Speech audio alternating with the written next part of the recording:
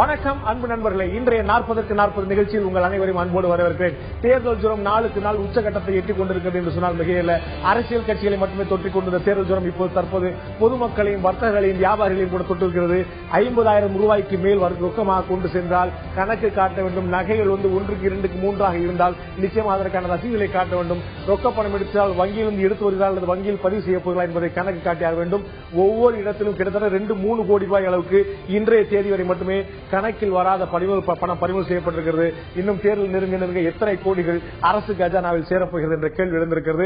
தேர்தல் ஜுரம் அந்த வகையில் அரசியல் கட்சி தலைவர்களை மட்டுமின்றி தேர்தல் கமிஷனை மட்டுமின்றி சாமானிய மக்களை தொற்றிருக்கிறது என்று சொன்னால் மிகையில்லை. இந்த 40க்கு 40 நிகழ்ச்சியில் உங்கள் தந்தி டிவி கிறிஸ்டியன் மீடியா இன்னொருத்தர் இணைந்து மிக பிரம்மாண்டமான அளவில் இந்தியாவில் இதுவரை எந்த தொலைக்காட்சி நிறுவனம் செய்திராத வகையில் 20,000க்கும் மேற்பட்ட சாம்பிள் சைஸுடன் தமிழகத்தில் 39 புதுவையில் 1 என்று 40 பாராளுமன்ற தொகுதியில் மிக பிரம்மாண்டமான கருத்து கணிப்பை நடத்தி அதனுடைய முடிவுகளை அறிவித்துக் கொண்டிருக்கிறது. உங்களுடைய 40க்கு 40 நிகழ்ச்சியில் ஒவ்வொரு நாளும் ஒவ்வொரு பாராளுமன்ற தொகுதியுடைய நிலவரத்தை நாம் பார்த்து வருகிறோம். இப்போது இன்று இந்த நிகழ்ச்சியில் கடந்த 8 நாட்களாக நாம் பார்த்த இதுவரை நாம் மொத்தமாக 24 பாராளுமன்ற தொகுதியில் பார்த்திருக்கிறோம். இதுவரை மொத்தமாக நாம் பார்க்கக்கூடிய பாராளுமன்ற தொகுதியில் 24. இதில் கடந்த 8 நாடாளுமன்ற தொகுதியில் நாம் என்ன மக்களுடைய முடிவு என்னவாக இருந்தது, மக்களுடைய என்ன ஓட்டங்கள் என்னவாக இருந்தது, அந்த 8 தொகுதியில் இந்த முறை ஜெயிக்கக்கூடிய வாய்ப்பு யாருக்கு இருக்கிறது என்பதை இன்றைய நிகழ்ச்சியில் நாம் பார்க்க இருக்கிறோம். வட சென்னை, விருதுநகர், சேலம், கடலூர், தேனி, கோவை, ராமநாதபுரம், திருவள்ளூர் என்று 8 நாடாளுமன்ற தொகுதிகளில் இந்த முறை ஜெயிக்கப் போவது யார் என்பதைத்தான் இன்றைய நிகழ்ச்சியில் பார்க்க இருக்கிறோம். பார்ப்பதற்கு முன்னால் நாடு முழுவதும் தமிழகத்தில் இன்று தேர்தல் தொடர்பாக அரசியல் தொடர்பாக நடந்த நிகழ்வுகள் என்ன, தேர்தல் மேடை இப்போது நீங்களே பாருங்கள்.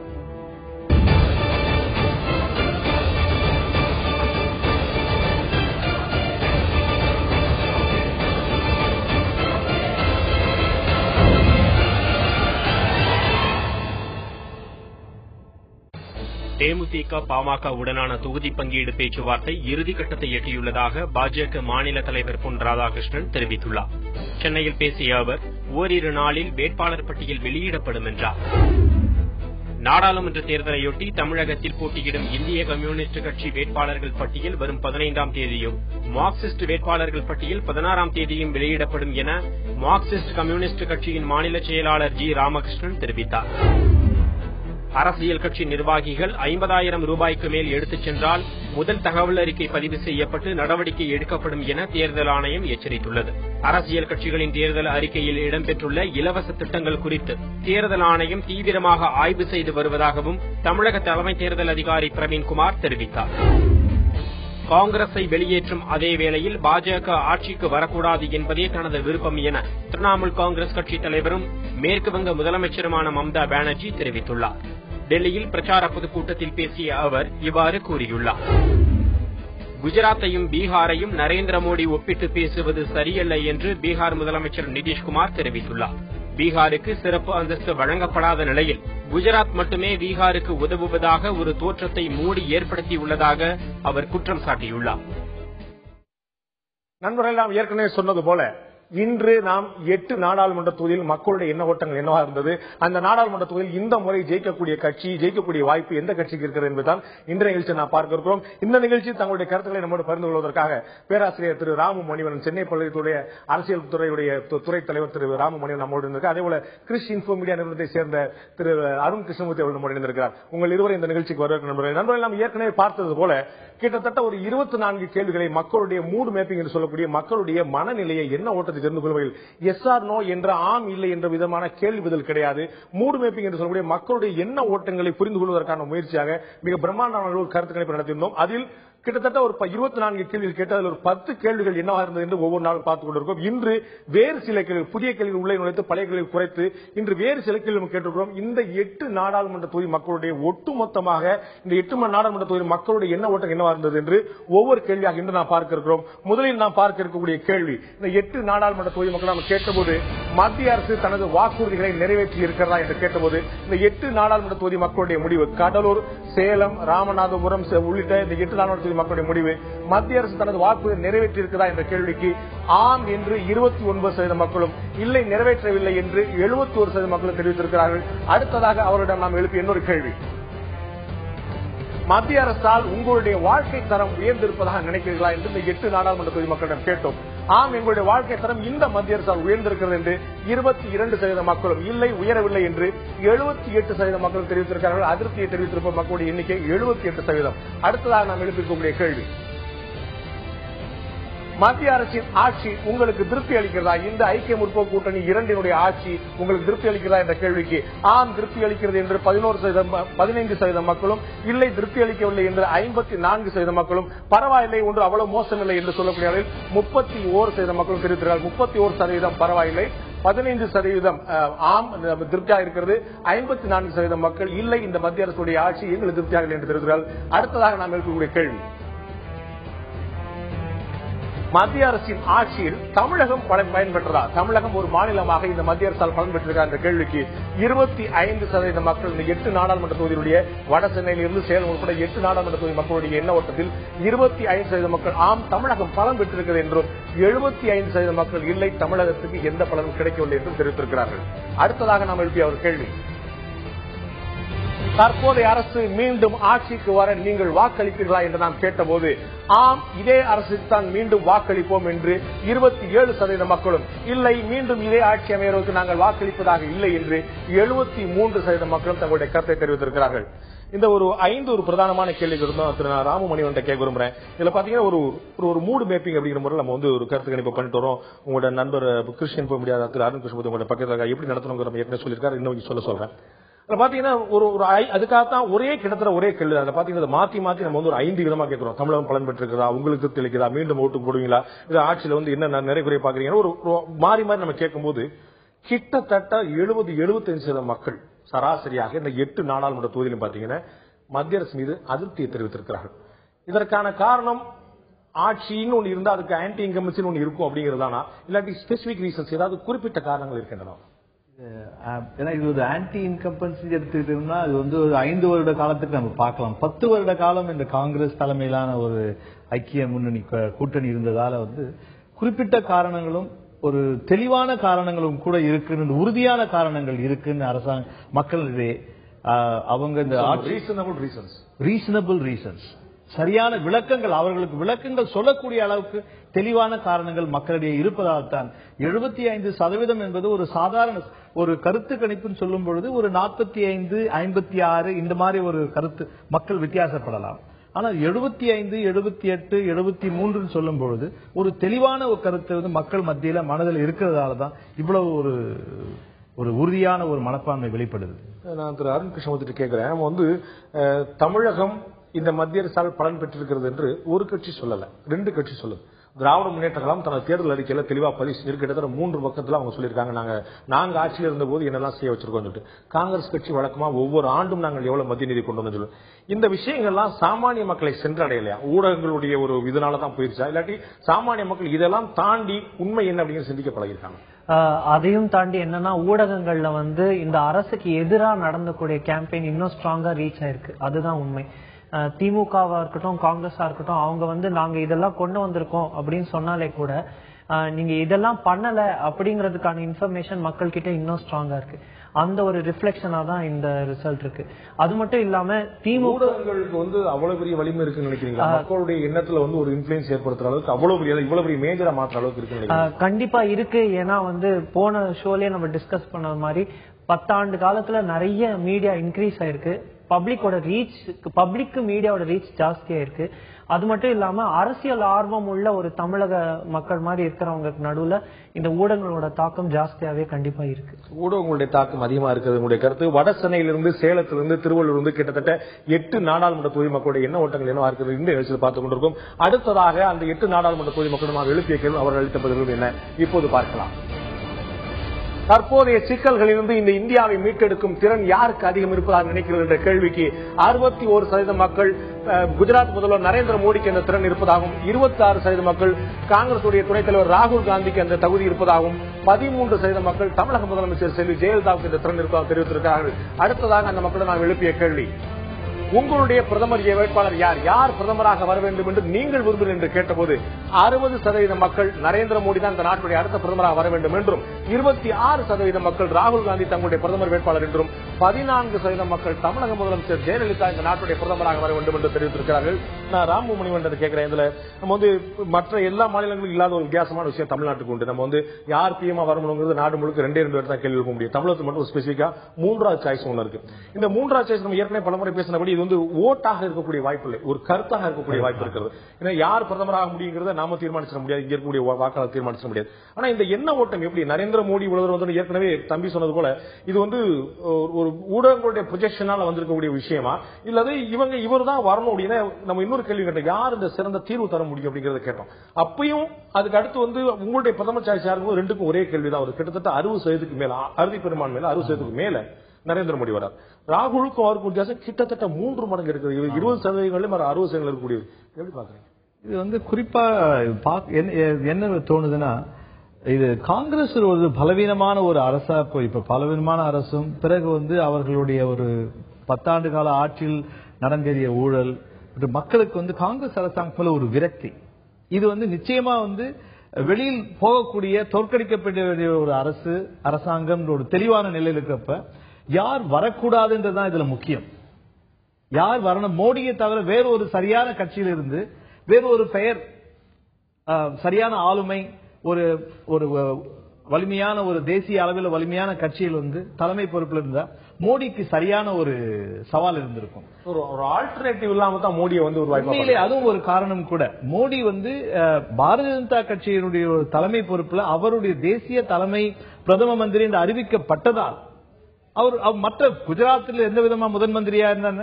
குஜராத் சொல்லக்கூடிய வளர்ச்சி மற்ற திட்டங்கள் நிறைய மாநிலங்களை சொல்லலாம். ஆனால் ஒரு தேசிய கட்சி அவரை பிரதம மந்திரியாக சொல்லும் பொழுது அதை ஒரு சிறப்பு அந்தஸ்து அவருக்கு கிடைக்கின்றது. ஆனால் ஆல்டர்னேட்டிவ் மற்ற மாற்றுத்திறன் மற்ற ஒரு ஆல்டர்னேட்டிவ் இதுல இல்லாதவங்க கூட மோடிக்கு இவ்வளவு ஒரு வாக்குகள் முன்னணி இருக்கு. நீங்கள் வந்து இடைவெளிக்கு முன்னாடி ஒரு முந்தின கேள்வி நீங்க சொன்ன ஒரு விஷயம் சொன்னீங்க, ஊடகங்களுடைய தாக்கம் அதிகமா இருந்தது. எனக்கு இந்த கேள்விக்கான பதில தான் அந்த தாக்கம் அதிகமா இருக்கும் தெரியும். குஜராத்ல வளர்ச்சி இருக்கு அப்படிங்கிற ஒரு எண்ணம் எத்தனை பேர் இந்த மக்கள் வந்து நம்ம போய் பார்த்துருப்போங்கிறது தெரியாது. ஆனா ஊடகங்கள்ல, தொலைக்காட்சியிலும் சரி, பத்திரிகை ஊடகங்கள்ல வந்து குஜராத் எப்படி ஒரு வளர்ச்சி இருக்குங்கிற ஒரு ப்ரொஜெக்ட் பண்ணப்படும் போது இவர் உண்மையிலேயே அந்த ஊடகங்களை நம்பி இப்ப இவ்வளவு பேர் சொல்றாங்கன்னா அது உண்மை இருக்கும் அப்படிங்கிற எண்ணத்தை வந்திருக்காங்களா? அது மட்டும் இல்லாம இல்ல இன்ட்ரெஸ்டிங்கா சில சர்வே எடுக்கும்போது நம்மளுக்கே கண்டுபிடிச்சது என்னன்னா, நரேந்திர மோடி யாரு அப்படின்னு நிறைய பேர் தெரியுது. அதுலயே ஒரு ஜெனரல் நாலேஜ் கொஸ்டினா குஜராத் முதல்வர் யாருன்னு கேட்டா ஒரு 2 நிமிஷம் யோசிக்கிற அளவு கூட ஆடியன்ஸ் இருந்திருக்காங்க. அதுவும் உண்மை. அது மட்டும் இல்லாம சார் சொன்னாப்ல வந்து பிஜேபியில வந்து ரொம்ப அக்ரெசிவா ஒரு பிரைம் மினிஸ்டர் கேண்டிடேட் டிக்ளேர் பண்ணி அக்ரெசிவ் கேம்பெயின் பண்ணிட்டு வராங்க. ராகுல் காந்தி வந்து ஒரு மறைமுக பிரதமர் வேட்பாளர் தான். காங்கிரஸே அவங்கள ஒத்துக்காத போது நாங்க எப்படி இவர் தான் பிரதமரா வருவாருன்னு நம்பி ஓட்டு போடுவோம் அப்படின்னு கேட்கறவங்களும் இருக்காங்க. சோ ஊடகங்கள்ல இவங்க ஆக்கியபை பண்ண ஸ்பேஸ், அது மட்டும் இல்ல அது மூலமா கொண்டு வந்திருக்கக்கூடிய அவேர்னஸ், பப்ளிக் சென்சிடைசேஷன். அதனால தமிழ்நாட்டுல வந்து குறிப்பா இந்தியால தமிழ்நாட்டுல வந்து ஒரு அதிபர் பாணி தேர்தலுக்கான வாய்ப்பு வந்துட்டு நினைக்கிறீங்களா? அதாவது கொள்கைகளை கட்சியில முன்னிறுத்தாம தலைவர்களை முன்னிறுத்தக்கூடிய நிலைமை வந்து என்னைக்குமே தலைவர்கள் பின்னாடிதான் இந்த நம்ம தமிழக மக்களுடைய ஓட்டு போயிருக்கு. அதே சமயம் இந்த வாட்டி நரேந்திர மோடின்னு ஒரு ஃபேஸே இருந்தா கூட 60% பேர் அவர் தான் அப்படின்னு நினைச்சாலுமே கூட எத்தனை பேர் போய் அவருக்கு ஓட்டு போடுவாங்கிறது தமிழ்நாட்டில் யாரும் ஓட்டு போட முடியாது. பிஜேபி ஓட்டு போடலாம். பிஜேபிக்கு ஓட்டு போடுறது தான் வந்து எத்தனை பேர் அது டிரான்ஸ்லேட் ஆகுங்கிறது தான் கேள்வி. எத்தனை சதவீதம் அது ஓட்டாக மாறும் என்ற பிரதானமான கேள்வி இருந்திருக்கு. இதை பற்றி தான் நம்ம இடைவெளிக்கு பிறகு பார்க்க இருக்கிறோம். தமிழக மக்கள் தேசிய கட்சிகளுக்கு முக்கியத்துவம் தர வாய்ப்புள்ளதா? அப்படியானால் காங்கிரசுக்கா, பாரதிய ஜனதாவுக்கா, இடதுசாரி கட்சிகளுக்கா? தமிழகம் முழுவதும் கிறிஸ்டியன் மீடியா நிறுவனத்துடன் உங்கள் சந்திப்பை நடத்திய பிரம்மாண்டமான கருத்து கணிப்பு முடிவுகளை நாம் பார்த்துக் கொண்டிருக்கிறோம். ஒவ்வொரு நாளும் ஒவ்வொரு தொகுதியை பார்த்துக் கொண்டிருக்கிறோம். இதுவரை 24 தொகுதிகளுடைய முடிவுகளை பார்த்திருக்கிறோம். இன்று கடைசியாக பார்த்த 8 தொகுதிகள் வட சென்னை, விருதுநகர், சேலம், கடலூர், தேனி, கோவை, ராமநாதபுரம், திருவள்ளூர் என்று கடைசியாக நாம் பார்த்த 8 தொகுதி மக்களுடைய எண்ண ஓட்டங்கள் என்னவாக இருந்தது, அந்த 8 தொகுதிகள் ஜெயிக்கக்கூடிய வாய்ப்பு இந்த முறை எந்த கட்சிக்கு இருக்கிறது ஆகியவற்றை தான் இன்றைய நிகழ்ச்சி நாம் பார்த்துக் கொண்டிருக்கிறோம். இப்போது அந்த 8 நாடாளுமன்ற தொகுதி மக்களிடம் நாம் எழுப்பிய கேள்விகளும் அதற்கு அவர்கள் அளித்த பதிலும் என்ன இப்போது நாம் பார்க்க போகிறோம். இந்த 8 நாடாளுமன்ற தொகுதி மக்கள் நாம் அடுத்ததாக எழுப்பிய கேள்வி, தேசிய கட்சிக்கு நீங்கள் வாக்களிப்பீர்களா அல்லது மாநில கட்சிக்கு வாக்களிப்பீர்களா என்ற பிரதானமான கேள்வி எழுப்பியிருந்தோம். அதற்கு அவர்கள் அளித்த பதில் 61% மக்கள் மாநில கட்சிக்கு வாக்களிப்போம் என்றும் 39% மக்கள் தேசிய கட்சிக்கு வாக்களிப்போம் என்றும் தெரிவித்திருக்கிறார்கள். 61% மாநில கட்சி, 39% தேசிய கட்சி. அடுத்ததாக நாம் எழுப்பியிருந்த கேள்வி அவர்களிடம், உங்கள் தேர்வு தேசிய கட்சி என்றால் உங்களில் ஓட்டு யாருக்கு, அது எந்த கட்சிக்கு உங்களுடைய ஓட்டு என்ற கேள்விக்கு 59% மக்கள் பாரதிய ஜனதாவுக்கு என்றும் 33% மக்கள் காங்கிரஸ் கட்சிக்கு என்றும், ஆம் ஆத்மி கட்சிக்கு 3% மக்களும், கம்யூனிஸ்ட் கட்சி இடதுசாரி கட்சிகளுக்கு 5% மக்கள், இடதுசாரி கட்சிகளுக்கு 5%, ஆம் ஆத்மி கட்சிக்கு 3%, காங்கிரஸ் கட்சிக்கு 33%, பாரதிய ஜனதா கட்சிக்கு 59%. அடுத்ததாக நாம் அவர்கள் எழுப்பியிருந்த ஒரு கேள்வி, இது தொடர்பாக நான் கேட்டது, உங்களுடைய தேர்வு மாநில கட்சி என்றால் மாநில கட்சியில் உங்களுடைய ஓட்டு யாருக்கு என்று மாநில கட்சிக்காக வாக்களிக்கும் எழுப்பிய கேள்வியில் 57% மக்கள், கிட்டத்தட்ட பாரதிய ஜனதாவுக்கு தேசிய கட்சி எத்தனை பேர் வாக்களித்தார்களோ அதே அளவு கிட்டத்தட்ட மாநில கட்சியில் அதிமுகவுக்கு கிட்டத்தட்ட 57% மக்கள் அதிமுகவுக்கு என்றும், திராவிட முன்னேற்ற கழகத்துக்கு எங்களுடைய வாக்கு என்று 31% மக்களும், 12% மக்கள் பாரதிய ஜனதா கூட்டணியில் இருக்கக்கூடிய தேசிய முற்போக்கு திராவிட கழகம், மறுமலர்ச்சி திராவிட முன்னேற்ற கழகம் மற்றும் பாமக ஆகிய 3 கட்சிகளுக்கு வாக்களிப்போம் என்று 12% மக்கள் தெரிவித்திருக்கிறார்கள். இந்த நிலையில் நம்முடைய நிகழ்ச்சியில மூத்த பத்திரிகையாளர் திரு பகவான் சிங் அவர்கள் நம்மோடு இணைந்திருக்கிறார். நான் முதல்ல அவர்கிட்ட கேட்க விரும்புறேன், திரு பகவான் சிங் கேட்க விரும்புறேன். நம்ம இப்ப ஒரு பிரதானமான கேள்வி தமிழ்நாட்டை பொறுத்தவரை சொல்லுவோம், நம்ம மக்கள் வாக்களிக்கும் போது நாடாளுமன்ற தேர்தலுக்கு ஒரு முறையும் சட்டசபை தேர்தலுக்கு ஒரு முறையும் வாக்களிப்பாங்க. இந்த முறை நாடாளுமன்ற தேர்தல் நடக்கும்போது அதிகமான மக்கள் மாநில கட்சிக்கு தான் வாக்களிப்புன்னு சொல்றாங்க. தேசிய கட்சியா இருந்தால் அவருடைய பிரதானமான தேர்வு கிட்டத்தட்ட ஒரு 57% மக்களுக்கு பாரதிய ஜனதாவும், மாநில கட்சியா இருந்தால் கிட்டத்தட்ட அதே சதவீத மக்களுக்கு அதிமுகவும் இருக்கிறது. உங்களுடைய பார்வை திரு பகவான் சிங்? அது இதுக்கு முந்தி நீங்க சொன்ன மாதிரி பார்லிமெண்ட் எலெக்ஷனுக்கு ஒரு மாதிரி ஏதாவது நேஷனல் பார்ட்டிஸ் மட்டும் ப்ரிஃபர் பண்ணிட்டு, அதுக்கப்புறமா அது அசம்பிளி எலெக்ஷன் அது மாநில கட்சிகளுக்கு முக்கியத்துவம் கொடுக்கற மாதிரி இருந்துச்சு. ஆனா லாஸ்ட் ஒரு 2-3 கவர்மெண்ட்ஸ் பாத்தீங்கன்னா இந்த ரீஜனல் பார்ட்டிஸோட ஒரு டாமினன்ஸ், சென்டர்ல கூட அவங்களுக்கு ஒரு பிரதான ஒரு அமைச்சரவையிலையும் மற்ற ஒரு முக்கியமான முடிவுகள் எடுக்கிற வாய்ப்புகள் இந்த மாநில கட்சிகளுக்கும் கிடைத்ததுனால, அவங்க மாநில கட்சிகளும் டெல்லியில மத்திய அரசாங்கத்தில் ஒரு முக்கியமான பொறுப்பு வகிச்சு வந்ததுனால இது நிச்சயமாக அந்த ஒரு ஒரு ஒரு மைண்ட் செட், இங்க தமிழ்நாடு ஓட்டரோட மைண்ட் செட் சேஞ்ச் ஆயிருக்கு இப்போ. ஆகையாலதான் இப்போ நீங்க பாத்திருக்கீங்க இந்த 57 ஆல்மோஸ்ட் 55-57% என்னன்னா ஏடிஎன்கேக்கு நாங்க வாக்களிப்போம் அப்படின்னு சொல்லிட்டு இருக்காங்க. சோ அது மட்டும் இல்ல, between regional parties and national parties பார்த்தா மெஜாரிட்டி ரீஜனல் பார்ட்டிஸ் சொல்றதுக்கு காரணம் ரொம்ப ஒரு தெளிவா இங்க ஏடிஎம்கே அவங்க தலைமை சொல்லியிருக்காங்க, நாங்க அடுத்த வர சென்ட்ரல் கவர்மெண்ட்ல நாங்க ஒரு முக்கியமான ஒரு பொறுப்போட இருப்போம். we will be influencing the decisions. அது தமிழகத்துக்கு நல்லது செய்யறதுக்கு நாங்கள் முயற்சி செய்வோம், நிச்சயமாக அதுல எங்களுக்கு ஒரு பங்களிப்பு இருக்கும் அப்படின்னு சொன்னதுனால அந்த ஒரு நம்பிக்கையுடன் இந்த ஒரு அவங்களுடைய ஒப்பீனியன் அவங்க சொல்லியிருக்காங்க. இதுதான் நான் நினைக்கிறேன். நன்றி திரு பகவான் சிங். நான் ராமமணி ஒன்றை கேட்க விரும்புறேன். இதுல பாத்தீங்கன்னா நம்ம ஊர்ல மாநில கட்சியோட இன்ஃபுளுன்ஸ் அவ்வளவு சாமானியமா அசைக்க முடியாத விஷயமா இருக்குது. நம்ம பக்கத்துல இருக்கக்கூடிய கர்நாடகா போல இல்லாட்டி கேரளா போல, இன்னும் சொல்ல போனா ஆந்திரால கூட தேசிய கட்சிகள் அதிகமாக இருக்குது. மாநில கட்சியோட இன்ஃபுளுன்ஸ் இருந்தாலும் கூட தேசிய கட்சிகள் பிரதானமான பங்கு வகிக்குது. ஆனா தமிழ்நாட்டில் கிட்டத்தட்ட ஒரு 45 ஆண்டுகள், ஒரு 67க்கு பிறகு தேசிய கட்சிகள் மாநில கட்சியில் அங்கீகரிக்கும் நிலைமை இன்னமும் தொடர்ந்து தான் இருக்கா, இல்லாட்டி விரைவில் மாறக்கூடிய வாய்ப்பு இருக்கு அந்த சதவீதத்தின் மூலமா? மாறக்கூடிய வாய்ப்புகள் நிறைய தடவை உருவாகி இருக்கு. ஆனா அது மறுபடியும் இந்த திராவிட கட்சிகளுடைய அரசியல் சாதுரியம் சொல்லும் பொழுது தேசிய கட்சிகளுடைய பலவீனம், மற்ற தேசிய கட்சி இவர்களுடைய ஒரு அணுகுமுறை, அரசியல் அணுகுமுறை திராவிட கட்சியின் அணுகுமுறை, அவங்க கிரவுண்ட் ரியாலிட்டிஸ் பார்க்கும்போது அடி மக்கள் தளத்துல போய் சேரக்கூடிய கருத்துகளும் சேரக்கூடிய ஆட்களும் திராவிட கட்சிகளுக்கு தான் உண்டு. இது இந்த நாள் வரை 67க்கு பிறகு மக்களோடு இணைந்து வேலை செய்யக்கூடிய காங்கிரஸ் பொறுத்தவரை அவர்கள் தலைவர்கள் உண்டு, தொண்டர்கள் மிக குறைவு, களத்தில் இறங்கி வேலை செய்யக்கூடிய ஆட்கள். பிறகு அதே நிலையை தொடரும் பட்சத்தில் இன்றைக்கு இந்த 2009க்கு பிறகு பாஜக கூட அதே நிலைமை தான் 2014 எடுத்துக்கொண்டிருந்தா அந்த நிலைமை மாறக்கூடிய நிறைய சூழல்கள் வந்தது. அந்த சூழல்கள் எல்லாம் இன்றைக்கு தகர்க்கப்பட்டது. கடந்த ஒரு 2 வாரமாக நடந்த நிகழ்ச்சிகள் எல்லாமே அகில இந்திய அதிமுக தனியா 40 தொழில்களும் தாங்களே நிற்க வேண்டும் என்று முன்னுக்கு வந்ததும், அவருடைய ஒரு அதற்கு அரசியல் நுணுக்கங்கள், ஒரு நுட்பமான ஒரு அரசியல் நடக்கக்கூடிய விஷயங்களை கட்சியினுடைய தலைமையும் கட்சியினுடைய ஒரு தேர்தல் களத்தை சரியா புரிந்து கொண்டிருக்கிறார்கள். பிறகு அதே சமயத்தில் திமுக 2 திராவிட கட்சிகளும் திமுகவும் சரி 35 தொகுதிகளிலும் திமுக போட்டியிட தயாராக உள்ளது. அதே சமயத்தில் 25 தொகுதிகளுக்கு மேலாக நேரான போட்டி. இது ஒரு சாதாரண இவ்வளவு 35 தொகுதிகளில் இவ்வளவு ஒரு வீழ்ச்சியான ஒரு காலத்தில் திமுகவுக்கு பொறுத்தவரை இதைவிட ஒரு சோதனையான காலமே கிடையாது. திமுகவில் 67க்கு பிறகு இன்றைக்கு கடந்த 10 ஆண்டுகள், குறிப்பாக 2009 முதல் 14 வரைத்தான் திமுகவின் உண்மையான சோதனை காலம் என்பேன். இந்த ஒரு சோதனை காலத்தின் கூட திமுக இன்றைக்கு 35 தொகுதிகளிலும் போட்டியிட வேண்டும். அது கூட்டணியோடு மனோதைரியத்துடன் இருக்கிறது. ஒரு மனோதைரியம். இந்த ஒரு அரசியல் கணக்குகள் கூட அரசியல் கணக்கும் இருக்கின்றது. இரண்டு பேரும் போட்டியிடும் பொழுது தேசிய கட்சிகளிடம் சேரக்கூடிய வாக்குகள் கூட இப்போது சிதறிவிடும். அவர்கள் பிஜேபி பாரதிய ஜனதா கட்சியின் கூட்டணியில் இருக்கின்ற மற்ற கட்சிகள், தமிழகத்தை சார்ந்த திராவிட கட்சிகள் கூட, தேமுதிக, மதிமுக, இவர்களுக்கு வரக்கூடிய வாக்கு ஓட்டு பரிமாற்றம் என்று பார்க்கும் பொழுது தேர்தலுக்கு முன்னால் வரை கூட்டணி என்று பேசலாம்.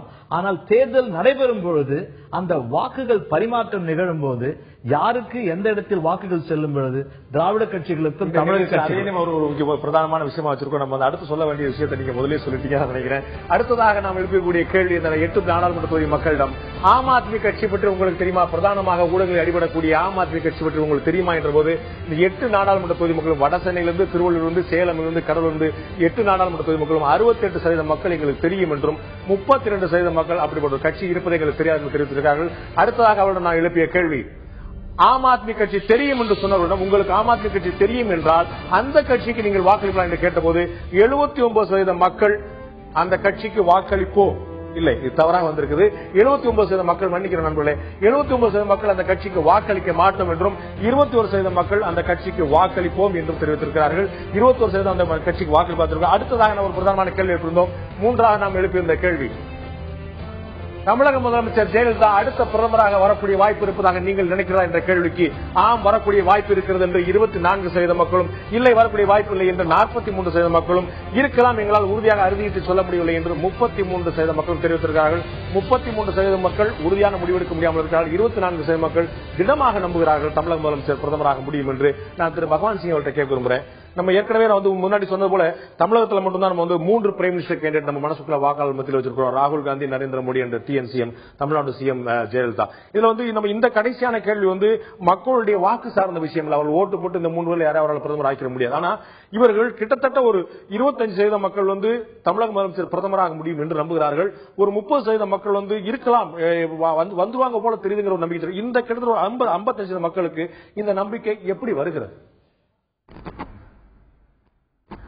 அவங்களுடைய ரொம்ப ஒரு தெளிவான ஒரு அணுகுமுறை, ஒரு டெசிஷன் மேக்கிங், ஒரு ஸ்ட்ராட்டஜி, போல் ஸ்ட்ராட்டஜி. முதல்ல ஃபர்ஸ்ட் எடுத்த உடனே அவங்க தான் அலையன்சஸ் பத்தி பேசுறாங்க, கேண்டிடேட்ஸ் அனௌன்ஸ் பண்றாங்க. முதல்ல கேம்பெயினுக்கே போக ஆரம்பிச்சுட்டாங்க. ஆல்மோஸ்ட் ஒரு 20% கேம்பெயினை முடிச்சுட்டாங்க. இன்னும் மற்ற கட்சிகள் இருக்குன்னா இன்னும் நெகோசியேஷன், சீட்டு, கான்ஸ்டிடுவன்சி ஐடென்டிபிகேஷன் அதுலயே போயிட்டு இருக்கு. இது மட்டும் இல்ல, இது இப்ப நடந்த விஷயம். ஆனா கடந்த பல ஆண்டுகளாகவே பல விஷயங்களை, அது தமிழகத்தை சேர்ந்த விஷயங்களா இருக்கட்டும், இல்லைன்னா ஒரு ஃபாரின் பாலிசி இஷ்யூஸா இருக்கட்டும், ஒரு ஸ்ட்ராங் பில்ட், ஸ்ட்ராங் வேர்ட்ஸ் அவங்க எடுத்து இது சென்டரோட இஷ்யூவா இருக்கட்டும், இல்ல பக்கத்து ஸ்டேட்ஸ், ஒரு கேரளாவா இருந்தாலும் இல்ல காவிரி பிரச்சனையா இருந்தாலும், both national and international issues ரொம்ப கிளியரா எடுத்து அவங்க அதை பத்தி கேம்பெயின் பண்றதுனாலையும், அப்புறம் ஒரு தெளிவான ஒரு நாங்கள் மத்தியில இது நாங்கள் ஆட்சி அமைப்போம், இல்ல ஆட்சியில ஒரு பிரதானமான ஒரு இடத்துல நாங்க இருப்போம், இது தமிழகத்துக்கு சேர்ந்த சில விஷயங்கள் எல்லாம் நாங்க செய்வோம். அது மட்டும் இல்ல, இந்தியாவுடைய ஃபாரின் பாலிசியை நாங்க we will make India again a respectable country, இந்த மாதிரி எல்லாம் சொன்னதுனால ஒரு அந்த நம்பிக்கை வருது. நீங்க பாத்தீங்கன்னா இப்போ இந்த ஆல்மோஸ்ட் 30% இன்னும் முடிவெடுக்கலன்னு சொல்றாங்க. இப்போ இந்த கேம்பெயின் நடக்க ஒருவேளை அவங்களும் மாறலாம். இது பிரதானமான காரணமா இருக்கக்கூடியது தமிழக முதலமைச்சர் இந்த முடிவுகள் ரொம்ப திடமா எடுக்கிறாங்கன்னு சொல்றீங்க திரு பகவான் சிங். உங்களுடைய கருத்துக்கு நன்றி. தொடர்ந்து நம்ம பேசுவோம். தமிழக முதலமைச்சருடைய திடமான நம்பிக்கை பிரச்சாரம், மக்கள் நம்புகிறார்கள் இல்லையா, ஒரு திடமான பிரச்சாரம் இந்த எண்ணத்தை ஏற்படுத்த சொல்றீங்க. ஒரு சிறிய இடைவெளி எடுத்திருக்கிறோம். நம்மளே இடைவெளிக்கு பிறகு நாம் பார்க்கக்கூடிய விஷயம், மனம் மெதும்பும் மாங்கனிகள் திரு ராமமணிவன் சொன்ன விஷயத்தான் பேச இருக்கிறோம். இழக்கின்ற தொகுதிகளில், இருக்கின்ற தொகுதியில் மற்றும் இழக்கின்ற தொகுதியில் இருக்குமா ஈடுபாடு, இதை பற்றி தான் பார்க்க இருக்கிறோம். இந்த 8 நாடாளுமன்ற தொகுதி வடசென்னை, விருதுநகர், சேலம், கடலூர், தேனி, கோவை, ராமநாதபுரம், திருவள்ளூர் உள்ளிட்ட ஆகிய 8 நாடாளுமன்ற தொகுதி மக்களுடைய என்ன ஓட்டங்கள் என்னவாக இருந்தது பார்த்தோம். இப்போது மிக முக்கியமான கட்டத்துக்கு வந்திருக்கிறோம். இந்த 8 நாடாளுமன்ற தேர்தலில், இந்த 8 நாடாளுமன்ற தொகுதிகளில் இந்த தேர்தல் 2014 நடக்கக்கூடிய தேர்தலில் ஏப்ரல் மாதம் 24 தேதி நாம் யாருக்கு வாக்களிக்க போகிறோம், யாருக்கு சாதகமாக இந்த தொகுதியில் இருக்கிறார், அதுதான் பார்க்க போகிறோம். இந்த வட சென்னையில் வெங்கடேஷ் பாபு அதிமுகவுடைய வேட்பாளர் நிறுத்தப்பட்டிருக்கிறார். திரு கிரிராஜன் திமுக வேட்பாளர் நிறுத்தப்பட்டிருக்கிறார். அங்கு ஏற்கனவே வடசென்னையுடைய எம்பியாக திரு TKS இளங்கோவன் திமுக சேர்ந்தவர் இருந்தார். அதே போல விருதுநகர் நாடாளுமன்ற தொகுதியில் ஏற்கனவே மாணிக் தாக்கூர் காங்கிரஸை சேர்ந்த எம்பி இருந்தார். அதிமுக சார்பாக ராதாகிருஷ்ணன் நிறுத்தப்பட்டிருக்கிறார். திமுக சார்பாக திரு ரத்னவேல் நிறுத்தப்பட்டிருக்கிறார். சேலம் நாடாளுமன்ற தொகுதியில் ஏற்கனவே அதிமுக சார்பாக திரு செம்மலை இருந்தார். அங்கு தற்போது அதிமுக சார்பாக செம்மலைக்கு பதிலாக திரு பன்னீர்செல்வம் நிறுத்தப்பட்டிருக்கிறார். திருமதி உமாராணி அவர்கள் சேலத்தில் நிறுத்தப்பட்டிருக்கிறார். அதே போல கடலூரில் ஏற்கனவே KS அழகிரி காங்கிரஸை சேர்ந்த எம்பி திரு KS அழகிரி இருந்தார். இப்போது அங்கு அதிமுக சார்பாக அந்த மாவட்ட செயலாளர் அருகில் இருக்கக்கூடிய மாவட்டத்தில் திரு அருள்மொழி தேவன் அவர்கள் நிறுத்தப்பட்டிருக்கிறார். அதே போல நந்தகோபால கிருஷ்ணன் என்பவர் திமுக சார்பாக நிறுத்தப்பட்டிருக்கிறார். அது மட்டுமல்லாமல் தேனியில் திரு ஆரூன் காங்கிரஸ் கட்சியை சேர்ந்த திரு ஆரூன் அவர்கள் எம்பியா இருந்தார். அங்கு தற்போது அதிமுக சார்பாக பார்த்திபன் நிறுத்தப்பட்டிருக்கிறார். அதே போல திமுக சார்பாக திரு பொன் முத்துராமலிங்க நிறுத்தப்பட்டிருக்கிறார். 6வதாக கோவை நாடாளுமன்ற தொகுதி. கோவை நாடாளுமன்ற தொகுதியில் இடதுசாரி கட்சி கம்யூனிஸ்ட் கட்சியை சேர்ந்த திரு நடராஜ் எம்பியாக இருந்தார். அங்கு நாகராஜன் அதிமுக சார்பாகவும் கணேஷ்குமார் திமுக சார்பாகவும் போட்டியிடுகிறார்கள். ராமநாதபுரத்தில் திரு ரித்தீஷ் திராவிட முன்னேற்ற கழகம் சார்பாக திரு ரித்தீஷ் எம்பியாக இருந்தார். அவருக்கு இந்த முறை வாய்ப்பு வழங்கப்படவில்லை. அதிமுகவிலிருந்து திரு அன்வர் ராஜாவும் திராவிட முன்னேற்ற கழகத்திலிருந்து திரு முகமது ஜலீலும் நிற்கிறார்கள். அதே போல திருவள்ளூர்ல ஏற்கனவே 3 முறை வாய்ப்பு வரக்கூடிய திரு வேணுகோபால் 3வது முறையாக இந்த முறை போட்டியிடார் 2014. இப்போது அதிமுக சிட்டிங் எம்பி இருக்கக்கூடிய அவர் தான் மீண்டும் ஒரு அதிமுக சார்பாக போட்டியிடார். அதே போல திமுக கூட்டணியில் விடுதலை சிறுத்தைகள் கட்சிக்கு திரு ரவிக்குமார் அந்த கட்சி சார்பாக போட்டியிடுகிறார். இப்போது வடசென்னை கட்சியில் வடசென்னை தொகுதி நிலவரம் என்ன? வடசென்னையில் ஏற்கனவே TKS இளங்கோவன் எம்பியாக இருந்தார். வடசென்னை தொகுதியில் இப்போது வெற்றி வாய்ப்பு எந்த கட்சிக்கு இருக்கிறது, இதை பற்றி தான் இப்போது பார்க்கிறோம். அதை பார்க்கலாம். வடசென்னை தொகுதி மக்களுடைய என்ன ஓட்டங்கள் என்ன? வடசென்னையில் அதிமுக ஆதரவாக 35% மக்களும், திராவிட முன்னேற்ற கழகத்துக்கு ஆதரவாக 30% மக்களும், பாஜக கூட்டணிக்கு ஆதரவாக 24% மக்களும், கம்யூனிஸ்ட் கட்சிக்கு ஆதரவாக 6% மக்களும், காங்கிரஸ் கட்சிக்கு சார்பாக 5% மக்களும் வாக்களித்திருக்கிறார்கள். அதிமுக 35%, திராவிட முன்னேற்ற கழகத்துக்கு 30%, பாரதிய ஜனதா கூட்டணிக்கு 24%, கம்யூனிஸ்டுகள் 6%, காங்கிரஸ் 6%. நான் திரு ராமமணிவன் கேட்கிறேன், வடசென்னை ஏற்கனவே திமுக வசம் இருந்த ஒரு தொகுதி. இந்த முறை அங்க ஒரு அப்பர் ஹேண்ட் எடுக்கக்கூடியது அதிமுக இருக்கிறது. ஒரு குறிப்பு என்ன பார்க்கலாம், அங்க இருக்கக்கூடிய சிட்டிங் எம்பி தொகுதி மாறி இருக்கிறார். இதை எதிர்பார்த்தா மாறி இருக்காரு. இதை எதிர்பார்த்து இது முழுமையான ஒரு இந்த கணிப்பு முழுமையா அடைய வேண்டும் என்றால் பாரதிய ஜனதா கட்சி தான் அங்கு போட்டியிடுமா அல்லது அவர்களுடைய கூட்டணி கட்சி ஏதாவது போட்டியிடுமா என்பதை நாம் தெரிந்து கொள்ள வேண்டும். அதற்கான முடிவு இன்னும் தெளிவாக வெளிவரவில்லை. அது இந்த கணிப்பில் ஒரு முக்கியமான ஒரு அம்சம். அடுத்ததாக அதற்கேற்ப முடிவுகளில் சின்ன மாற்றங்கள் இருக்கலாம், நிறைய மாற்றங்கள் இருக்கலாம். பிறகு திமுகவின் ஓட்டு வங்கி என்று எடுத்துக்கொண்டால் காங்கிரசுக்கும் திமுகவுக்கும் கூட்டணி இல்லாமல் இருந்தால் கூட அந்த 30 இந்த 5% சொல்லும்போது இந்த 35% அதிமுகவின் 35%க்கு சரிசமமாக இணையாக இருக்கின்றது. இதையும் பார்க்க வேண்டும். பிறகு பாரதிய ஜனதா கட்சியின் ஓட்டு வங்கி என்பது இவர்கள் பாரதிய ஜனதா கட்சியை தவிர வேறு ஏதேனும் கட்சி அந்த இடத்தில் போட்டியிட்டால் அந்த பிறகு அங்கிருந்து வாக்குகள் எந்த கட்சிக்கு செல்லக்கூடும் என்பதை பார்க்க வேண்டும். இத்தனை நிலை சரிபாடுகள் பார்க்கும் பொழுது இது ஒரு கடுமையான போட்டி இருந்தாலும் கூட இன்றைய நிலையில் அதிமுக இந்த நீங்கள் சொல்லுகின்ற ஒரு விவரத்தின்படி அகில இந்திய அதிமுகவின் ஒரு 35% என்பது அது கருத்து கணிப்பின் முன்னணியில் இருக்கின்றார்கள். ஆனால் நிறைய மாற்றங்கள் நிகழலாம். நீங்க சொன்னது போல திமுகவுக்கும் அதிமுகவுக்கும் வித்தியாசம் பெரிய அளவில் இல்லை. முக்கியமான கவனிக்க வேண்டிய விஷயமா இருக்கிறது. நம்ம அடுத்ததாக பார்க்கக்கூடிய தொகுதி விருதுநகர் நாடாளுமன்ற தொகுதி. விருதுநகர் நாடாளுமன்ற தொகுதியுடைய எம்பியாக தற்போது எம்பியாக காங்கிரஸ் கட்சியை சேர்ந்த திரு மாணிக் தாக்கூர் இருக்கிறார். அவர் இந்த முறை போட்டியிட போகிறாரா இல்லை என்பது மிக விரைவில் தெரிந்துவிடும். அந்த நாடாளுமன்ற தொகுதியில் எந்த மக்கள் எந்த கட்சிக்கு ஆதரவாக வாக்களித்திருந்தால் பார்த்தபோது அதிமுக ஆதரவாக 39.8% மக்களும், பாஜக கூட்டணிக்கு ஆதரவாக 27% மக்களும், திராவிட முன்னேற்ற கழக அணிக்கு ஆதரவாக 22.5%, மூன்றாம் இடத்தில் 22.5% மக்களும், காங்கிரஸ் கட்சிக்கு ஆதரவாக சிட்டிங் எம்பி தற்போது எம்பி கூடிய காங்கிரஸ் கட்சிக்கு ஆதரவாக 7.3% மக்களும், கம்யூனிஸ்ட் கட்சியின் இடதுசாரிகளுக்கு ஆதரவாக 3.4% மக்களும் ஆதரிக்கிறார்கள்.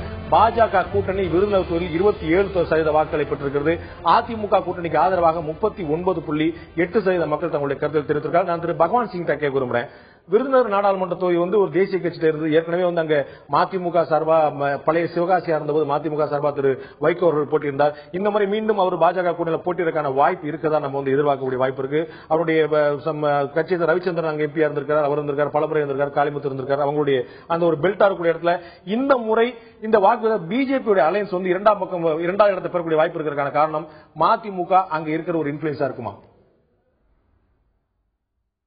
இருக்கலாம். ஏன்னா அது பலமுறை அங்க இதுக்கு முந்தி கூட வைகோ கண்டஸ்ட் பண்ணியிருக்காரு, வைகோட பார்ட்டி கண்டஸ்ட் பண்ணியிருக்கு. அவருக்கு இந்த லோக்கல் ஒரு செல்வாக்கு இருக்குன்னு சொல்லலாம், ஒரு சிம்பத்தி ஓட்டும் கூடும்.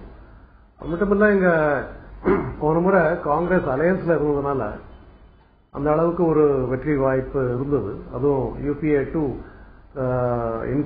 ஆன்டி இன்கம்பன்சி இருந்து கூட அவங்க வின் பண்ண தொகுதி அது. அதுக்கு பிறகு இப்ப பாத்தீங்கன்னா காங்கிரஸ் கட்சியில தேர்தலில் வந்து வெற்றி வாய்ப்பு கிடைச்சக்கான காரணம், கடந்த தேர்தல் கிடைச்சக்கான காரணம் ஒரு இரண்டா பிரிஞ்சு தேசிய முற்போக்கு திராவிட கழகம் வந்து தனித்து போட்டிட்டு இருந்தது.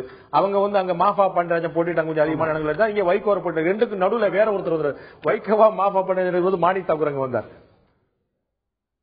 மாணிக் தாக்கூர் வந்திருக்காரு.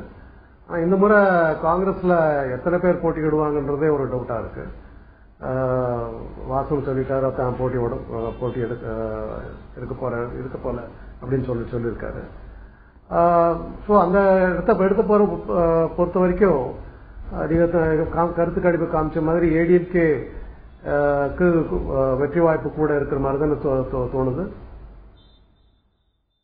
அதிமுகவுக்கு ஆதரவு இருக்கிற ஒரு பார்வை இருக்கு. அதே சமயம் மதிமுக கூட்டணி இருக்கிறதுனால பாஜக ஒரு அட்வான்டேஜும் கூட இருக்குது. அடுத்த நாம் பார்க்கக்கூடிய தொகுதி சேலம் நாடாளுமன்ற தொகுதி. சேலத்துடைய நாடாளுமன்ற தொகுதியில் தற்போது எம்பியாக இருப்பவர் செம்மலை. அவருக்கு இந்த முறை வாய்ப்பு அளிக்கப்படவில்லை. அந்த நாடாளுமன்ற தொகுதி மக்களுடைய மனசில் இருக்கக்கூடிய கட்சி எது என்றால் மீண்டும் அதிமுகவுக்கு அதிகமான வாய்ப்பு அந்த பகுதி தெரிகிறது. 42% மக்கள் அதிமுக ஆதரவான கருத்தை தெரிவித்திருக்கிறார்கள். பாரதிய ஜனதா கூட்டணிக்கு 2ஆம் இடம் பெற்றிருக்கிறது. பாரதிய ஜனதா கூட்டணி 26% வாக்குகளை மக்கள் மனதில் பெற்றிருக்கிறது.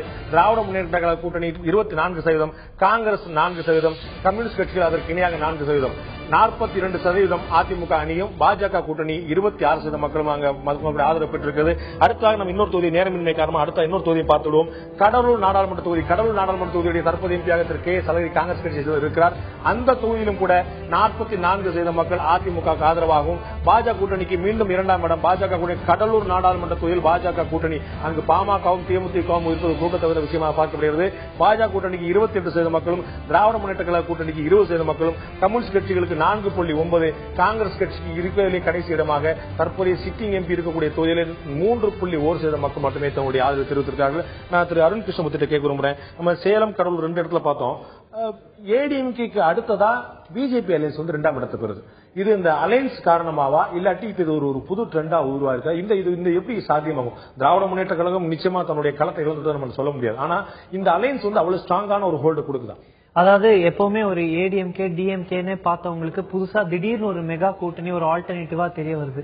நம்ம வந்து சும்மா அந்த பார்ட்டிஸோட நம்பர்ஸ் ஆட் பண்ணி இந்த ஃபிகருக்கு வரல. நம்ம வந்து அவங்களோட பாஸ்ட் ஓட் ஷேர் இந்த ஒப்பீனியன் போல் எடுத்து போது இவங்கள தனி பார்ட்டியா இருந்தாலுமே கூட என்ன நடக்கக்கூடும் ஒரு வியூகத்துல வந்து நம்ம சாலிடா கொடுக்கக்கூடிய ஃபிகர் தான் இது. அப்படி இருக்கும்போது நீங்க சொன்னாப்ல ரீஜன் வைஸா ரீஜனல் பிளேயர்ஸ் இருக்காங்க. ஸ்டேட்டுக்குள்ளேயே சின்ன சின்ன ரீஜன்ல சின்ன சின்ன பாக்கெட்ஸ்ல ஸ்ட்ராங் பிளேயர்ஸ் இருக்காங்க.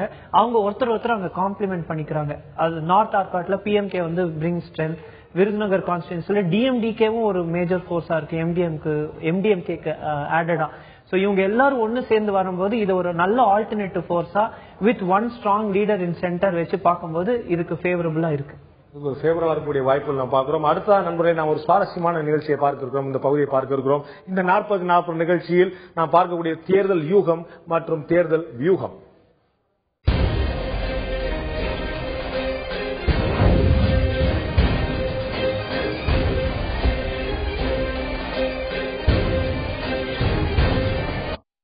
இன்றைய தேர்தல் யூகம் மற்றும் தேர்தல் வியூகம் பகுதியில் நாம் பார்க்கக்கூடிய மிக முக்கியமான விஷயம், இலக்கின்ற தொகுதியில் இருக்குமா ஈடுபாடு, மனம் வெதும்பும் மாங்கனிகள்.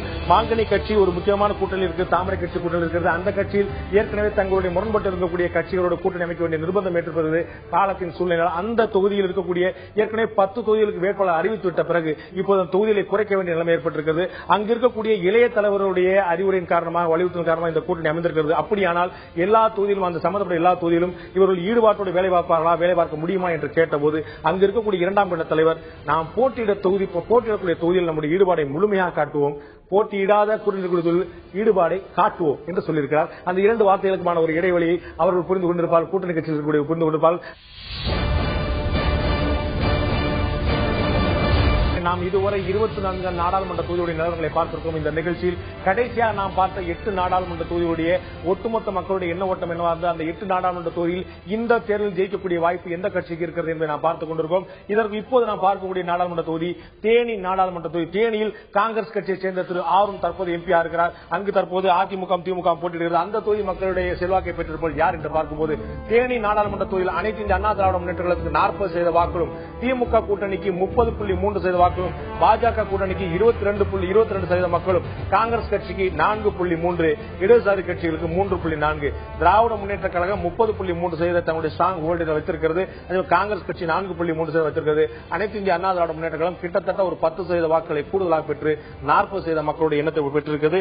அடுத்த நாம் பார்க்கக்கூடிய இன்னொரு நாடாளுமன்ற தொகுதி கோவை நாடாளுமன்ற தொகுதி. கோவை நாடாளுமன்ற தொகுதியில் மக்களுடைய எண்ண ஓட்டங்கள் என்னவாக பார்த்தபோது அங்கு அனைத்து இந்திய அண்ணா திராவிட முன்னேற்ற கழகம் 39% மக்களுடைய ஆதரவையும், பாஜக கூட்டணி 37% ஆதரவையும், திராவிட முன்னேற்ற கழக கூட்டணி 17% ஆதரவு, காங்கிரஸ் கட்சிக்கு 4%, கம்யூனிஸ்ட் கட்சிகளுக்கு 3%, தற்போதைய எம்பியா இருக்கக்கூடிய இடதுசாரி கட்சியை சேர்ந்தவர்களுக்கு 3% ஆதரவு, அதிமுக முதலிடம் 39%, பாஜக கூட்டணி 37%. நான் திரு பகவான் சிங் அவர்கிட்ட கேட்க விரும்புறேன். ஒரு மிக முக்கியமான ட்ரெண்ட் நம்ம பார்க்கிறோம். லாஸ்டா இப்போ ஒரு 4 நாடாளுமன்ற தொகுதி பார்த்தோம். இந்த 4 நாடாளுமன்ற தொகுதியில் என்ன, அதிமுக கூட்டணிக்கு அடுத்ததாக இந்த 4 நாடாளுமன்ற திமுக கூட்டணி சில இடங்களிலும் அறுதி பெரும்பான்மையா பாஜக கூட்டணி 2ஆம் இடத்துல வரக்கூடிய விஷயத்தை பாக்குறோம். இது அந்த கூட்டணியோட ஸ்ட்ராங் பேஸ் அப்படின்னாலயா, இல்ல இது ஒரு மாய தத்துவமா மாறக்கூடிய வாய்ப்பு உண்டா? மாறக்கூடிய வாய்ப்பு உண்டு, அது இல்லைன்னு சொல்லல. ஆனா பொதுவா ஒரு ஓட்டர் என்னன்னா அவனுடைய ஓட்டை வேஸ்ட் பண்ண மாட்டான். உண்டு, நான் என்னன்னா ஹார்ட் கோர் ஒரு பார்ட்டியோட சப்போர்ட்டரா இருக்கலாம், ஏடிஎன்கேவா இருக்கலாம், டிஎன்கே இருக்கலாம், பிஜேபி ஆக. அப்போ அது எந்த சூழ்நிலை இருந்தாலும் அந்த கட்சிக்கு ஓட்டு போடுறாங்க. அது ஒரு குறைவான ஒரு சதவீதம். நான் பார்த்திருக்கிறோம், போன எலெக்ஷன்ல எல்லாம் சில பேர் என்ன காசு வாங்கிட்டோம் அதனால ஓட்டு போடுறோம், அந்த கட்சி போடணும் அப்படின்னு போடுறாங்க. இனிமேல் அது நடக்காது அப்படின்ற ஒரு நம்பிக்கை, ஆனால் அது தெரியாது. 3வது என்னன்னா, இந்த கட்சி இந்த தலைமை டெல்லியில ஒரு முக்கியமான ஒரு அங்கம் அரசாங்கத்தில் அமைக்க போகுது, ஆகையால என்னோட ஓட்டு வேஸ்ட் ஆகாது, வீணாகாது என்ற ஒரு நம்பிக்கையுடன் ஓட்டளிக்கிறது. அதனாலதான் பாத்தீங்கன்னா அந்த அதிமுகவுக்கு அந்த அளவுக்கு ஒவ்வொரு இடத்துலயும் நீங்க நார்த்ல இருந்து நீங்க எடுத்திருக்க கருத்து கணிப்பு ஒரு அட்லீஸ்ட் ஒரு இப்போ தேனி பாத்தீங்கன்னா ஆல்மோஸ்ட் 10% கூட இருக்கு. கோயம்புத்தூர்ல தான் கொஞ்சம் குறைவு. ஏன்னா கோயம்புத்தூர்ல உங்களுக்கு தெரியும், அத்வானியோட அந்த எலெக்ஷன் கேம்பெயின் போது பாம் பிளாஸ்ட் அப்பத்துல இருந்து அங்க கொஞ்சம் பிஜேபிக்கு கொஞ்சம் சப்போர்ட் கூடி இருக்கு. Because it's a very vibrant constituency for BJP. அதனாலதான் கொஞ்சம் அந்த ஏடிஎம்கேக்கும் பிஜேபி கூட்டணிக்கும் ஈவன் தென் அப்ப கூட அது ஏடிஎம்கே தான் கூட அங்க இருக்காங்க. ஸோ பேசிக்கலி இதுதான் ஓட்டு, என்னோட ஓட்டு வேஸ்ட் ஆகக்கூடாது. இப்போ ஏடிஎம்கே அவங்க முதல்ல இருந்து ரொம்ப ஒரு தெளிவா போறதுனால நாங்க ஆட்சி அமைக்க போறோம், இல்லைன்னா எங்களுடைய சப்போர்ட்டால தான் அங்க ஆட்சி இருக்க போகுது என்ற ஒரு தெளிவான ஒரு கேம்பெயின் நடக்கிறதுனால மக்களுக்கு இந்த ஒரு நம்மளுடைய ஓட்டு வேஸ்ட் ஆகாது என்ற நம்பிக்கை, அதனாலதான் அந்த மாதிரி ஒரு அவங்க முன்னணியில இருக்கிறாங்கன்றது நான் நினைக்கிறேன். வீணாக்கிற கூடாது அப்படிங்கிறது அவங்களுடைய பிரதானமான எண்ணமா இருக்குது. என்னுடைய ஓட்டு வீணா இருக்கக்கூடாது அவங்களுடைய பிரதான எண்ணமா இருக்குன்னு சொல்றீங்க. நான் திரு அருண் கிருஷ்ணமூர்த்தி கேட்கிறேன், இந்த ட்ரெண்ட் எப்படி கிரியேட் ஆகுது? இப்போ பாஜக கூட்டணியில இந்த கட்சியெல்லாம் இருக்குங்கிற ஒரு முடிவு வரும். இந்த கட்சியெல்லாம் இப்ப ரொம்ப சமீபத்தில் சேர்ந்த ஒரு கட்சிகள், இவங்க நிலையா இருப்பாங்கன்னு நம்ம ஏற்கனவே திரு ராமலிங்கன் சொன்னது போல, நம்ம நம்முடைய தேர்தல் வியூகத்தில் சொன்னது போல, ஒரு கட்சிக்கு இன்னொரு கட்சி உத்தரவாதமா வாக்களிக்குமா அப்படிங்கறதே ஒரு கேள்விக்குறியா நிலைமையில இந்த இது மாதிரியான இடங்கள்ல திமுகவை மீறி இந்த பாஜக கூட்டணி 2ஆம் இடம் எப்படி சாத்தியமாகிறது? இப்ப எப்படி நம்ம பார்த்த தொகுதிகள்ல பாத்தீங்கன்னா சில தொகுதிகள்ல பாஜக கூட்டணி 2வது, அதாவது பெரும்பாலான தொகுதிகள். ஆனா முக்கியமான என்ன காரணம் பாத்தீங்கன்னா, போன எலெக்ஷன்ஸ்ல அங்க இந்த கட்சிகள்ல யாராவது நின்னு கன்சாலிடேட் பண்ணி ஓட்டு வாங்கியிருக்காங்க. டிஎம்டிகே மட்டும்தான் ஒரு ஸ்டாண்டர்ட் ஓட் பேங்க் வச்சிருக்காங்க. PMK MDMKக்கு பிளஸ் ஆர் மைனஸ் போயிட்டு இருக்கு. பிஜேபிக்கு ஓட் ஷேர்னு ஒண்ணு மெஜாரிட்டியா கிடையாது. ஆனா இப்ப இருக்கக்கூடிய ஒரு ட்ரெண்ட் இந்த கட்சிகளுக்கு இருக்கக்கூடிய எக்ஸிஸ்டிங் ஓட் பேங்க். இதுல போன எலெக்ஷன்ஸ்ல பிஜேபி அங்க நின்னு இருக்கா அப்படின்னு பார்த்தா கோயம்புத்தூர் அந்த மாதிரி கான்ஸ்டியூன்ஸ்ல அங்க வந்து இன்னும் கொஞ்சம் சப்போர்ட் ஜாஸ்தி ஆகுது. அதே இதுல தேனியில பாத்தீங்கன்னா குறைஞ்சிருந்தது, 3rd பிளேஸ்க்கு போயிட்டாங்க. ஏன்னா தேனியில இந்த எந்த பார்ட்டிக்குமே வந்து ஒரு மேஜர் பேஸ் கிடையாது. இதுதான் ரீசன். சோ போன எலெக்ஷன்ஸ்ல இவங்க அங்க நின்னு இவங்களுக்குன்னு ஒரு கிராஸ் ரூட் செட் பண்ணி இருந்தாங்கன்னா அது பேஸ் பண்ணி இந்த வாட்டி அவங்களுக்கு சப்போர்ட் பண்றதுக்கு ரெடியா இருக்காங்க. அது மட்டும் இல்லாம அதுல DMDK MDMK இவங்களோட எக்ஸிஸ்டிங் ஓட் பேங்க் ஆட் ஆகும்போது இவங்களுக்கு அது ஒரு மேஜர் கன்சாலிடேஷனா வருது. ஒரு முக்கியமான காரணமா இருக்குன்னு பார்த்தோம். அடுத்த நண்பரை நான் பார்க்கக்கூடிய நாடாளுமன்ற தொகுதி ராமநாதபுரம் நாடாளுமன்ற தொகுதி. அந்த தொகுதியுடைய தற்போது எம்பியாக ரித்தீஷ் திராவிட முன்னேற்ற கழகத்தை சேர்ந்திருக்கிறார். அதிமுக சார்பாக அன்வர் ராஜாவும் திராவிட முன்னேற்ற கழக கூட்டணி சார்பாக முகமது ஜலீலும் போட்டியிட இருக்கிறார்கள். இந்த மக்கள் ராமநாதபுரம் தொகுதி மக்களிடம் அதிமுகவுக்கு 38% ஆதரவும், திராவிட முன்னேற்ற கழக கூட்டணிக்கு 31.1% ஆதரவும், பாஜக கூட்டணிக்கு 24% மக்களுடைய ஆதரவும், காங்கிரசுக்கு 4.8, கம்யூனிஸ்ட் இடதுசாரிகளுக்கு 2.1, இடதுசாரிகள் 2.1, காங்கிரஸ் 4.8, பாஜகவுக்கு 24%. இரண்டாம் இடத்தில் இருப்பது திராவிட முன்னேற்ற கழகம் திமுக 31%. கிட்டத்தட்ட ஒரு 6.5% 7% வித்தியாசத்தில் அதிமுக முன்னிலை வித்தியா இருக்கிறது. அடுத்ததாக நம்ம இன்னொரு தொகுதியை பார்த்துள்ளோம். இறுதியாக 8வது நாடாளுமன்ற தொகுதி திருவள்ளூர் நாடாளுமன்ற தொகுதி. அதனுடைய சிட்டி எம்பியா இருக்கக்கூடிய அதிமுக வேணுகோபால் இந்த முறை மீண்டும் அவர்தான் போட்டியிடார். திராவிட முன்னேற்ற கழக கூட்டணி சார்பாக விடுதலை சிறுத்தைகள் கட்சியை சேர்ந்த திரு ரவிக்குமார் அங்கு போட்டியிடார். அங்கு அதிமுக 44% வாக்குகளையும், திராவிட முன்னேற்ற கழக கூட்டணி 32% வாக்குகளையும், பாஜக பாரதிய ஜனதா கூட்டணி வெறும் 16% வாக்குகளையும், காங்கிரஸ் கட்சி 4%, கம்யூனிஸ்ட் கட்சி 4%, இடதுசாரி கட்சி 4%, காங்கிரஸ் 4%, பாஜக கூட்டணி திருவள்ளூரில் வெறும் 16% பாஜக கூட்டணி. அதே சமயம் திராவிட முன்னேற்ற கழக கூட்டணி 32%, அதிமுக கூட்டணி 44%.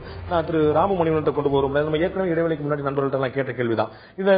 இந்த ஃபார்மேஷன், அலையன்ஸ் ஃபார்மேஷன் இப்போ வந்து அதிமுக தனியா போட்டியிடக்கூடிய ஒரு கட்சியா இருக்கு. திராவிட முன்னேற்ற கழகம் ஒரு சிறிய கூட்டணி வச்சிருக்கு. ஒரு மெகா கூட்டணி கட்சிகளுடைய எண்ணிக்கையில் ஓட் பேங்க் மெகா கூட்டணி பார்க்கறது பாஜக கூட்டணி. ஆனா நண்பர் சொன்னது போல இது வந்து எந்த கட்சி ஆட்சிக்கு வரணும், எந்த கட்சியுடைய தலைவர் பிரதமர் ஆகணுங்கிறத தாண்டி அங்கங்க இருக்கக்கூடிய லோக்கல் மக்களுடைய செல்வாக்கு தான் ஒரு முக்கியமான காரணம் வகிக்கலாம். நிச்சயமாக வைக்கும். காரணம் வந்து அந்த வேட்பாளர், அந்த தொகுதியின் வேட்பாளர், அந்த தொகுதியின் தன்மை, அதனுடைய பிரச்சனைகள், இந்த பிரச்சனைகளை வந்து இந்த பிரதான கட்சிகள், குறிப்பாக அகில இந்திய அண்ணா திமுகவோ அல்லது திராவிட முன்னேற்ற கழகமோ எந்த அளவில் இத்தனை காலமா, குறிப்பாக இந்த 5 வருட காலத்துல என்ன விதத்துல இவங்க அணுகுமுறை இருந்தது, அதை பொறுத்துதான் மக்கள் வந்து அந்த தொகுதிகளை தீர்மானிப்பாங்க. இதுதான் ஒரு முக்கியமான விஷயம். இந்த ஒரு மும்முனை போட்டி இல்ல 4 முனை போட்டின்னு சொல்றப்ப வந்து 5 முனை போட்டி இந்த சூழல்ல வந்து மக்கள் சிந்திக்கக்கூடிய அளவுக்குள்ள வந்து யோசிக்க வேண்டிய காரணங்களுக்கு, குறிப்பாக இந்த 5 வருட காலத்துல இந்த 10 வருட காலத்துல தொகுதியின் வேட்பாளர் செய்த காரியங்கள், செய்ய முடியாமல் போன காரியங்கள், இதுவும் கூட மிகப்பெரிய ஒரு தாக்கம் இருக்கும். இந்த தேர்தல் கேட்கிறேன். இப்ப நம்ம வந்து பார்த்த வாக்கு சதவீதங்கள்ல ஏதோ ஒரு கட்சி முதல் இடத்தை வைக்கிறது, இன்னொரு கட்சி 2ஆம் இடத்தை வைக்கிறது. உங்களுடைய கருத்து கணிப்புடைய முடிவுகள் அடிப்படையில் 10% மேல முதலிடத்துக்கும் 2ஆம் இடத்துக்கு வித்தியாசம் இருந்தா உத்தரவாதமா முதலிடத்தில் கூடிய கட்சி தான் ஜெயிக்கும். 10% உள்ள ஒரு 5% உள்ள அந்த 2 வித்தியாசம் இருந்தா முடிவுகள் மாறலாம் அப்படின்னு சொல்லி உறுதியா சொல்ல முடியுமா? நம்ம இங்க என்ன உறுதியா சொல்ல முடியும்னா, ஒரு ஸ்விங், ஒரு பர்டிகுலர் பார்ட்டிக்கு ஃபேவரபிளா ஒரு ஸ்விங் கண்டிப்பா இருக்கு. ஏடிஎம்கேக்கு ஃபேவரா ஒரு ஸ்விங் இப்போதைக்கு இருக்கு. எலெக்ஷன் வரத்துக்குள்ள 24ஆம் தேதிக்குள்ள கேம்பெயின் எப்படி போகுது, வேட்பாளர்கள் எப்படி அனௌன்ஸ் பண்றாங்க அப்படின்னு மட்டும் இல்லாம இதெல்லாம் சேர்த்து போட்டு என்ன நடக்கக்கூடும்.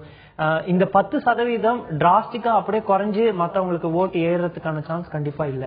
இந்த 10% ஜாஸ்தி ஆகுமா அப்படின்னா அதுக்கும் நிறைய சான்சஸ் கிடையாது. ஏன்னா எல்லாரும் அவங்களோட ஓட் ஷேரை கன்சாலிடேட் பண்ணிட்டாங்க.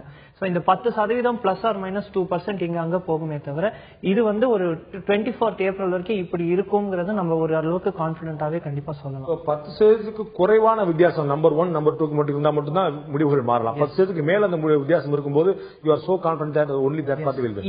இன்னும் ஒரு டிஃபரன்ஸ் என்னன்னு பாத்தீங்கன்னா, இதுல நம்ம பார்த்த 8 தொகுதிகள்ல பல தொகுதிகள் வந்து 50,000க்கும் குறைவான வாக்குகள் வித்தியாசத்துல தான் போன வாட்டியே டிஎம்கேவோ காங்கிரஸோ ஜெயிச்சிருக்காங்க. அந்த ஒரு ஸ்டாட்டிஸ்டிக்ஸையும் எடுத்துக்கிட்டு 10 வருஷத்துக்கான ஆன்டி இன்கம்பன்சி இதெல்லாம் நம்ம சேர்த்து போட்டோம் அப்படின்னா அந்த 50,000க்கும் குறைவான தொகுதிகளில் ஜெயிச்ச இடத்துல தான் 10% கேப் இருக்கு. சோ பாக்கி க்ளோஸ் கான்டெஸ்டா இருக்கக்கூடிய கான்ஸ்டிடுவன்சிஸ்னு பாத்தீங்கன்னா அங்க வந்து போன வாட்டி கொஞ்சம் ஒரு நல்ல ஓட் ஷேர்லயே ஜெயிச்ச பார்ட்டி ஜெயிச்சிருக்காங்க. கடந்த முறை தேர்தலில் வந்து அதிகமான ஓட்டுகள் ஜெயிச்சிருந்தவங்களுக்கு அட்வான்டேஜ் இருக்கு. ஒரு மைனர் ஓட்டுல டிஃபரன்ஸ் ஜெயிச்சவங்களுக்கும் இந்த மாதிரி ஒரு பலவீனமான வாய்ப்பு தான். நான் திரு பகவான் சிங் இறுதியான கேள்வியை கேட்க விரும்புறேன். நீங்க ஏற்கனவே சொன்னீங்க அதிமுகவுடைய தலைமையுடைய ஒரு தீர்க்கமான ஒரு திடமான பிரச்சாரம் அவருடைய யுக்தி வந்து ஒரு செல்லுபடியா இருக்கு, அது மக்கள் மனத்தில் ஒரு இம்பாக்ட் ஏற்படுத்திருக்கு. இப்போ ஒரு 5 முனை போட்டி தமிழகத்தை பொறுத்தவரை இடதுசாரிகள் தனியா போறேன்னு இருக்காங்க, காங்கிரஸ் தனியா போறேன்னு சொல்லிட்டு இருக்கு, திமுக ஒரு கூட்டணி வச்சிருக்கு, அதிமுக தனியா போட்டிடுது, பாரதிய ஜனதா தலைமையில ஒரு கூட்டணி இருக்குது. இந்த 5 முனை போட்டி உருவாக்கக்கூடிய நிலைமையில அதிமுக ஒரு ஆளுங்கட்சியா இருக்கிற ஒரு அட்வான்டேஜ் தாண்டி இந்த ஓட்டுகள் எதிர்ப்பு ஓட்டுகள் சிதறது கூட அதிமுகவுக்கே சாதகமா போயிரும் நீங்க நினைக்கிறீங்களா? அதான் நான் சொன்ன மாதிரி ஓட்டு வேஸ்ட் ஆகக்கூடாது என்ற ஒரு திடமான ஒரு எண்ணம் ஓட்டர் மத்தியில இருக்குங்க.